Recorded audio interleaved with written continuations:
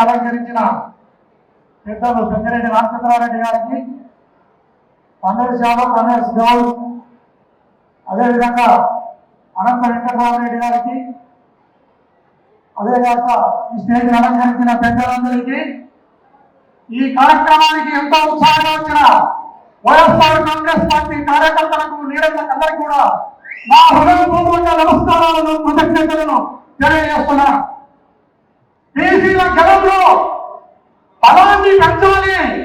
బీసీల గెలంలో బలమే కాదు, పంచాయతీ వ్యవస్థలో, మండల వ్యవస్థలో, జడ్పీలో, శాసనసభలో, శాసన మండలిలో, అదేవిధంగా పార్లమెంటులో కూడా బీసీల నాయకత్వాన్ని పెంచాలి.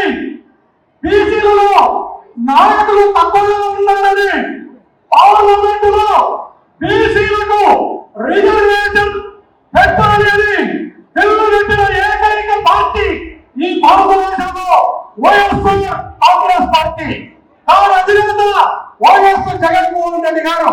మనం గుర్తు చేసుకుంటే ఈ రాష్ట్ర చరిత్రలోనే ఒకేసారి 8 రాజ్యసభ సీట్లు వస్తాయి. ఆ 8లో కూడా 4 సీట్లను, అంటే సగం భాగాన్ని బీసీలకు ఇచ్చిన మహానుభావుడు జగన్మోహన్ రెడ్డి గారు. ఆ 4 పేర్లు కూడా చెప్తా: మోపిదేవి వెంకటరమణ, పిల్లి సుభాష్ చంద్రబోస్, ఆర్ కృష్ణయ్య, బిఎం మస్తానరావు. వీళ్లకు 4 కూడా రాజ్యసభలో సగం సీట్లను ఇచ్చిన వాడు. అదేవిధంగా మంత్రివర్గంలో, పంచాయతీలలో, జడ్పీలో, ఎమ్మెల్యేలలో అన్నింటిలో కూడా సగభాగం ఇచ్చిన వాడు జగన్మోహన్ రెడ్డి గారు.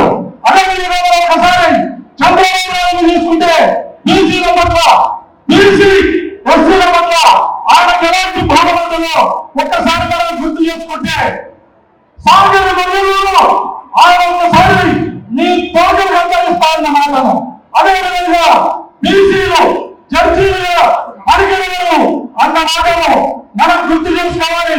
అదేవిధంగా సొంతూరు కాలం చేయడం, నేరుగొట్టం, అదేవిధంగా లక్ష్మీపల్లి, ఇలాంటి ప్రాంతాలలో వారి కుటుంబంతో ఆ రోజు విచక్షణ రహితంగా ఎస్సీలను తుపాకులతో వచ్చి హత్తులతో నరికి చంపితే ఈ రోజు వరకు కూడా ఆ కేసులలో ముద్దాయిలు తేలలేదు.